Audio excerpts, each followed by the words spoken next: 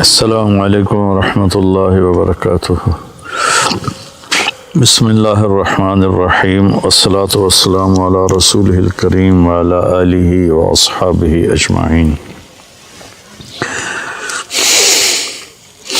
آج ہم نے سورہ یوسف کی تلاوت سنی اور سورہ ابراہیم کی۔ سورہ یوسف کو اللہ تعالیٰ نے احسن القصص بما اوحینا الیک، نحن نقص علیک احسن القصص بما اوحینا الیک، کہ میرے محبوب ہم نے آپ کو قرآن میں جتنے بھی واقعات سنائے ہیں اور جتنے بھی قصے ہم نے آپ کو سنائے ہیں، ان میں سب سے خوبصورت کہانی اب ہم آپ کو سناتے ہیں۔ اس کا احسن القصص ہونے کی کیا وجہ ہے، وہ مفسرین نے بے شمار نکالی ہیں۔ یہ وجہ ہے، وہ تو بہت لمبی چوڑی ہے، میں صرف اس کی ایک بتایا کرتا ہوں۔ زندگی کیسے گزارنی ہے کہ ہم کامیاب ہو جائیں، یہ بہت بڑا مسئلہ ہے۔ جیسے میں نے 2 دن پہلے وہ ملاح والی بات بتائی تھی کہ کہیں موت کے وقت ناکامی کا سامنا نہ کرنا پڑ جائے تو ہر شے تباہ و برباد ہوگی۔ قل ان الخاسرین الذین خسروا انفسهم واہلیہم یوم القیامہ، آپ ان سے بتائیے کہ اصل ناکام وہ نہیں ہے جو دنیا میں الیکشن میں ناکام ہو گئے اور پڑھائی میں ناکام ہو گئے، کاروبار میں ناکام ہو گئے۔ اصل ناکام وہ لوگ ہیں جو قیامت کے دن ناکام ہو جائیں گے، جن پر اللہ تعالیٰ ناراض ہو جائے گا۔ اس کی ناراضگی سے کیسے بچنا ہے اور اس کی فرما برداری والے راستے پر کیسے چلنا ہے، قرآن اس کو بتاتا ہے۔ بیچ میں ایک دشمن کھڑا ہے، شیطان، جو ہمیں اللہ کے راستے سے ہٹاتا ہے اور غلط راہوں پہ لے کر چلتا ہے، شارٹ کٹ زندگی کے بتاتا ہے، اور زندگی میں شارٹ کٹ کوئی نہیں ہے۔ پھر یہودا نے کہا، جس کے نام پر یہودی کہلاتے ہیں، سب سے بڑا بھائی تھا یہودا، لیکن یہ مارو نہیں، اطرحوہ فی غیابۃ الجب، کہ او اطرحوہ ارضا یخل لکم وجہ ابیکم وتکونوا من بعدہ قوما صالحین، کہ ایسا کرو کہیں دور دراز پھینک دو اور پھر تمہارا باپ ہوگا، تم ہوگے تو تم اپنے باپ کے زیادہ محبوب بن جاؤ گے۔ تو ان کو لے کر گئے اور جا کر واجمعوا ان یلقوہ فی غیابۃ الجب، جب اس کنویں کو کہتے ہیں جس کا پانی خشک ہو چکا ہو، جس میں پانی ہو اس کو بیر کہتے ہیں، اور جس کا پانی خشک ہو گیا ہو، اور یہ فلسطین پہاڑی علاقہ تھا تو اس میں کنویں خشک ہو جاتے تھے، تو انہوں نے اس میں پھینکا ان کو، تو اللہ تعالیٰ کا غیبی نظام چلا، پھر وہ قافلہ آیا، انہوں اٹھا کے لے گیا، گورنر مصر کے دربار میں پہنچے، پھر وہاں بڑے ہوئے تو جیسے اللہ نے ساری دنیا کے آج 7 ارب لوگ ہیں، پیچھے پتہ نہیں کتنے خرب چلے گئے، آگے کتنے آئیں گے، ان سب کو حسن میں پوری انسانیت کو 1/2 تقسیم کیا، اور یوسف علیہ السلام اکیلے کو 1/2 دیا، تو ان کا کیا حسن ہوگا۔ وہ جب گورنر بنے تھے تو پھر وہ وزیر خزانہ تو ایسے منہ چھپا کے رکھتے تھے کہ کوئی فتنے میں نہ پڑ جائے، اور عورتوں میں اللہ تعالیٰ نے حضرت حوا کو سب سے زیادہ حسین بنایا، ان کے بارے میں بس اتنا تھا، سب سے زیادہ حسین بنایا، لیکن یوسف علیہ السلام کے بارے میں اعطی شطر الحسن، کہ آدھا حسن سارا دے دیا۔ تو زلیخا کا امتحان آیا، بہت بڑے گناہ کی دعوت، وراودته التي هو في بيتها عن نفسه وغلقت الابواب وقالت هيت لك. یہ اتنا لمبا جملہ اس منظر کے خوفناک امتحان کو بتا رہا ہے، میں سے چھوٹا جملہ بھی ہو سکتا. تو یوسف علیہ السلام پر دو امتحان آئے. ایک بہت بڑے گناہ کا امتحان آیا ہے، ایک مصر کے حسن و جمال کا فتنہ، اور دوسرا بھائیوں کی طرف سے جو آزمائشیں چلیں اور ان کی مخالفانہ تدبیریں چلیں، انہوں نے اس پر جو صبر کیا. تو جب وہ بھائی ملے نا، جب اللہ تعالیٰ نے یوسف علیہ السلام کو گورنر بنا دیا، وزیر خزانہ بنا دیا، تو بھائی آئے.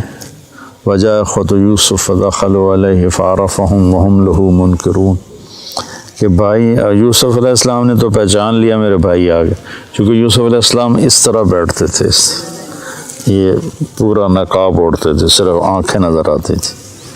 پھر چھوٹے سی عمر میں ان کو انہوں نے بیچا تھا، اور وہ 30-40 سال کے جوان آدمی تھے، تو ان کا خیال بھی نہیں ادھر گیا، تو انہوں نے پہچانا بھی نہیں. یوسف علیہ السلام نے پہچان لیا.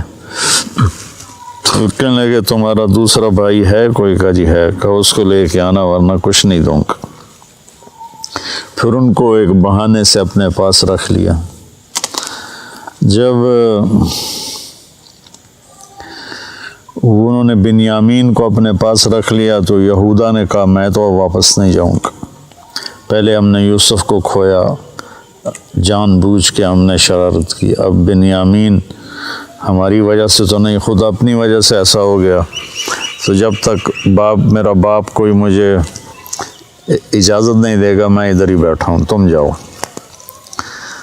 تو جب بھائی گئے اور انہوں نے کہا کہ بنیامین نے چوری کر لی ہے اور مصر کے وزیر خزانہ نے روک لیا ہے، تو اس پر انہوں نے خط لکھا. اچھا، یوسف بھی نبی اور یعقوب بھی نبی علیہ السلام. اب بیچ میں 7 دن کا سفر ہے ٹوٹل، تو پورے پتہ نہیں کتنے سال، 20-30 سال 40 سال وہ ادھر موجود ہیں، سلامت یہ ادھر موجود ہیں، بتانے کی اجازت نہیں. ورنہ جیسے ہی وہ وزیر بنے تھے اسی وقت وہ اپنے باپ کو پیغام بھیج دیتے کہ میں ٹھیک ٹھاک ہوں، آپ آ جائیں. اللہ کی ادھر بھی وحی آ رہی تھی کہ نہیں بتانا، اور یعقوب کے لیے بھی تھا کہ ان کو بھی نہیں بتانا. وَبْيَضَّ عَيْنَاهُ مِنَ الْحُزْنِ فَهُوَ كَظِيمٌ، آنکھیں ان کی چلی گئیں روتے روتے، اور غصہ پیتے پیتے پیتے پیتے وہ پھول کے مشکیزہ بن گئے. کظیم، کاظم اس مشکیزے کو کہتے ہیں جو پانی سے فل کر کے ٹائٹ کر کے بند کر دیا جائے. جتنے بھی سال بھائیوں نے یعقوب علیہ السلام کے ساتھ وقت گزارا یوسف علیہ السلام کے بغیر، تو انہوں نے کہا فصبر جمیل. پورے 40 سال میں ایک لفظ بھی طعنہ نہیں دیا میرا بیٹا تم نے گم کر دیا، حالانکہ آپ کو پتہ تھا انہوں نے فراڈ کیا ہے. لیکن پورے 40 سال میں ایک. پھر خط لکھا عزیز مصر کے نام کہ میں یعقوب بن اسحاق آپ سے مخاطب ہوں، ہم نبیوں کی اولاد ہیں، ہم چور نہیں ہیں. ہم پر بہت زمانے سے آزمائش کی چکی چل رہی ہے. پہلے میرے چچا کو، حضرت اسماعیل کو، ان کو بھی باپ لکھا. پہلے میرے باپ کو چھری کے نیچے سے نکالا گیا، پھر میرے بیٹے کو مجھ سے جدا کیا گیا، آج 40 سال ہو گئے، مجھے اس کا کچھ پتہ نہیں ہے. تو نے اس کے بھائی کو روک لیا، وہ میرے غم کی تسلی تھا. مہربانی کرو میرا بھائی واپس کر دو، میرا بیٹا واپس کر دو. یہ خط جب یوسف علیہ السلام نے پڑھا تو ان کا دل بھی بھر آیا اور آنکھیں بھی. تو اللہ کی طرف سے اجازت ہو گئی کہ بتا دو. اور اوپر سے بھائی بھی پہنچ گئے. ایھا العزیز قد مسنا واہلنا الضر وجئنا ببضاعۃ مزجاۃ فاوف لنا الکیل وتصدق علینا ان اللہ یجزی المتصدقین۔ کیا عاجزی ہے ان الفاظ، اور کیا ذلت اور پستی کی انتہا کو چھو کر وہ گفتگو کر رہے تھے، کیا بتاؤں۔ تو ادھر سے حکم آ چکا تھا کہ بتا دو، تو اس طرح اوڑا ہوا تھا نا، اپنے پگڑی کا جو یہ تھا نا، اس کو ایسے رکھتے تھے۔ تو جب انہوں نے کہا کہ ہم یہ تھوڑی سی پونجی لائے ہیں اور ہمارے پاس ہے بھی کچھ نہیں، فقر بہت ہے، تو برائے مہربانی ہم پر صدقہ کر دیں۔ تو پھر یوسف علیہ السلام نے ایسے کیا، ایسے تھا نا،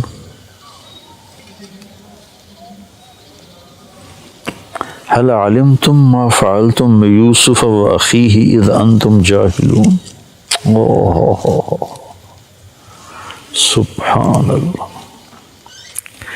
کیا نبی کے اخلاق ہیں۔ کیا تمہیں کچھ خبر ہے جو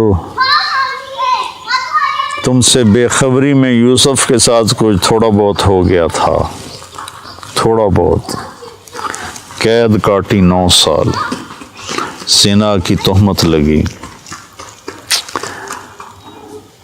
منڈی میں بیچے گئے، کتنی لمبی چوڑی گھاٹیوں سے گزر کر، اور ان کو اس کا سبب کون تھے؟ بھائی، ان کو کہہ رہے ہیں وہ حل وہاں بولا جاتا ہے جہاں مجھے، اس کو اردو میں کہتے ہیں آپ کو پتہ چلا، سعید بھائی آپ کو پتہ چلا، تو آپ کو پتہ چلا کا مطلب یہ ہوتا ہے کہ اس کو معلوم نہیں اور میں بتا رہا ہوں۔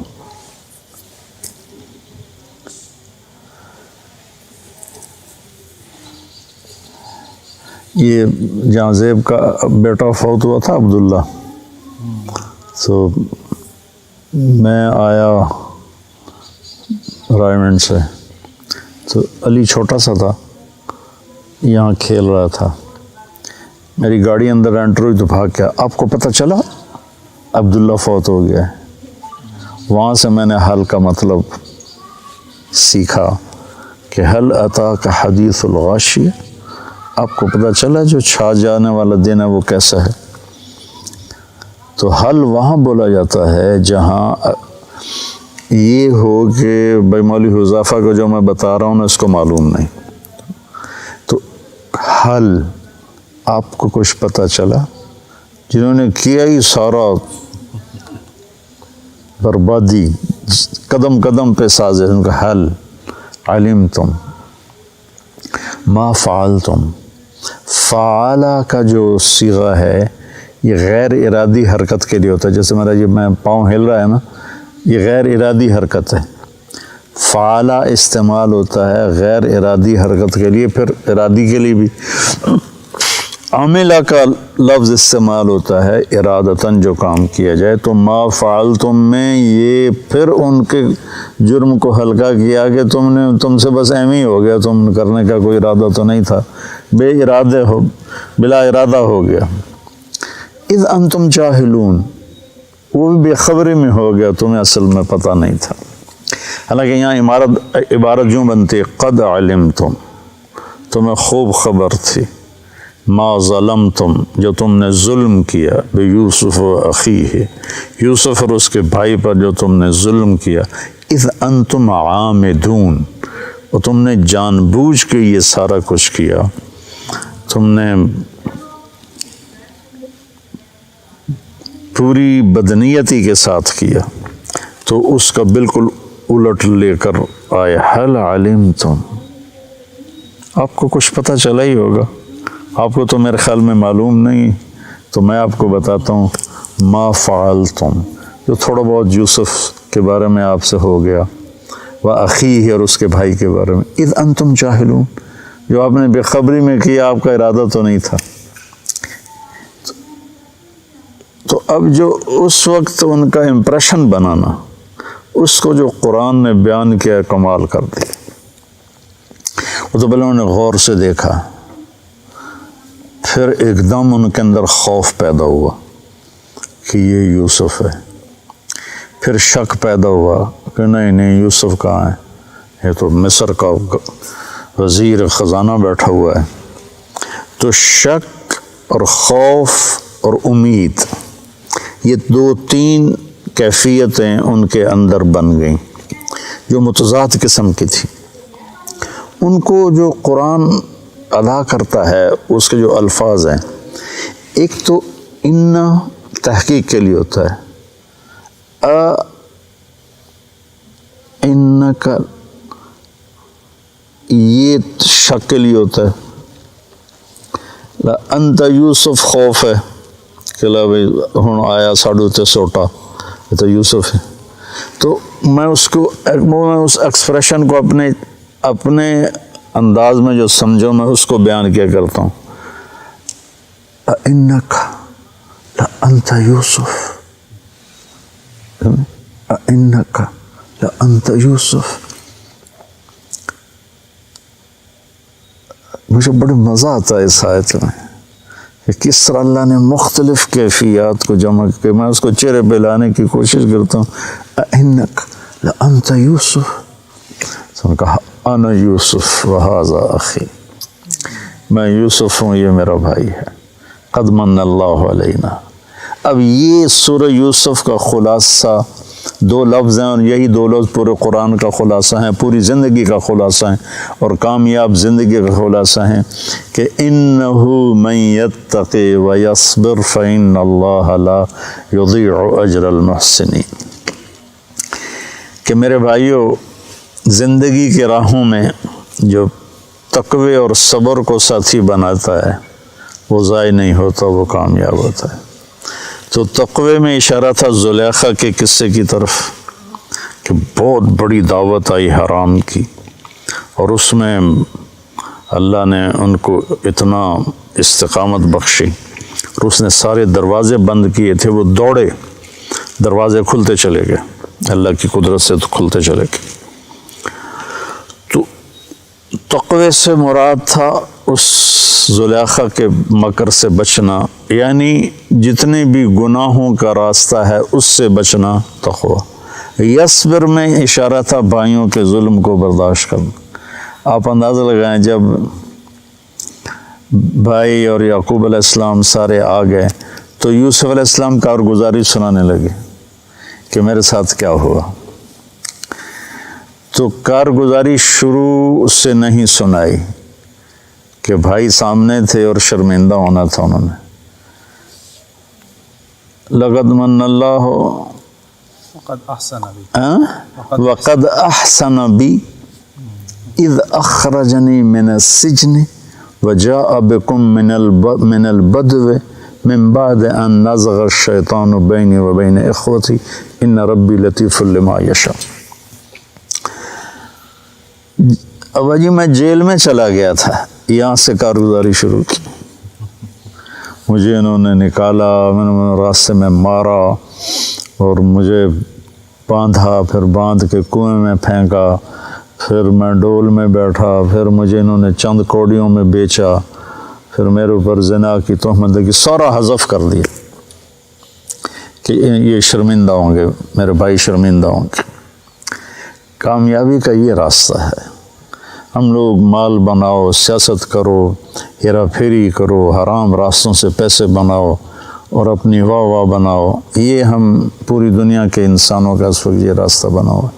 تو سورہ یوسف میں قرآن نے نا کہانی سنا کر ایسے سارے رازوں سے پردہ اٹھا دیا ہے کہ من یتقی ویصبر،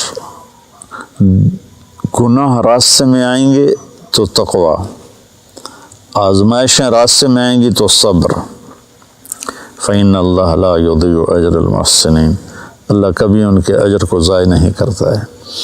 تو پورے قرآن کا خلاصہ اگر میں کہوں یہ دو لفظ ہیں، اور سورہ یوسف نے ان دو لفظوں پہ آ کے تھم کر کے وہ ایک ہتھوڑا مارا ہے پوری دنیا انسانیت کے دماغوں پر، کہ جن کو پتہ ہی نہیں ہے کہ زندگی کا مقصد کیا ہے، بنانے والا کون ہے۔ تو ان کے لیے اللہ تعالیٰ نے یہ ایک خوبصورت کہانی سنائی ہے، اور اس ساری کا خلاصہ میں یہ 2 لفظ نکالتا ہوں، من یتق و یصبر، کس صبر کی انتہا ہے۔ پھر جب انہوں نے کہا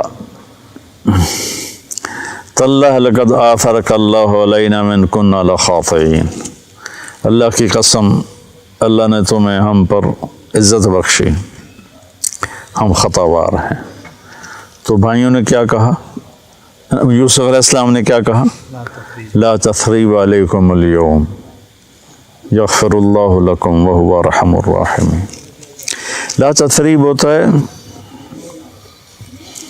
میں عدالت میں کسی پر دعویٰ کرتا ہوں اور وہ دعویٰ ثابت نہیں ہو پاتا مجھ سے، تو عدالت اس کو کہتی ہے لا تثریب علیک، آپ پر کوئی دعویٰ ثابت نہیں ہو سکا، آپ بری ہیں باعزت۔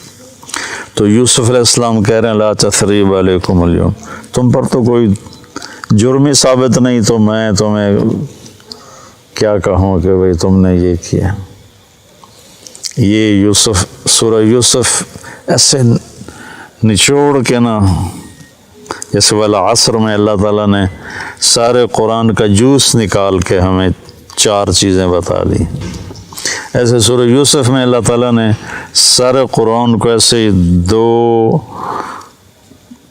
لفظوں میں بند کر دیا ہے کہ اپنی زندگی میں تقوی اختیار کرو اور اپنی زندگی میں صبر و اختیار کرو، تو راستے کے سارے رکاوٹیں اللہ تعالیٰ اپنی قدرت سے دور فرما دے گا۔ سورہ یوسف میں یہ ایک بہت خوبصورت پیغام ہے۔ ہم لوگ اپنی زندگی میں یا تو گناہوں میں پڑ جاتے ہیں، جھوٹ، فراڈ، فریب، یا پھر بے صبرے ہو کے غلط راستوں پہ چل پڑتے ہیں۔ تو بھائیو یہ راستہ ہے جس پہ چل کے ہم دنیا بھی بنا سکتے ہیں، آخرت بھی، تقوی اور صبر، تقوی اور صبر۔ السلام علیکم۔ غریب کا سال بھر کا روزہ مل کر افطار کروائیں۔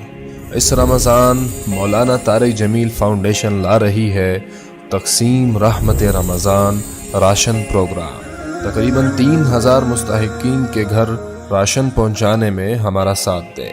صرف 4200 روپے میں آپ بھی کسی کی مسکراہٹ کا سبب بن سکتے ہیں، تو جلدی کیجیے۔ مولانا طارق جمیل فاؤنڈیشن، اکاؤنٹ نمبر 12710104410 786، میزان بینک، تلمبا۔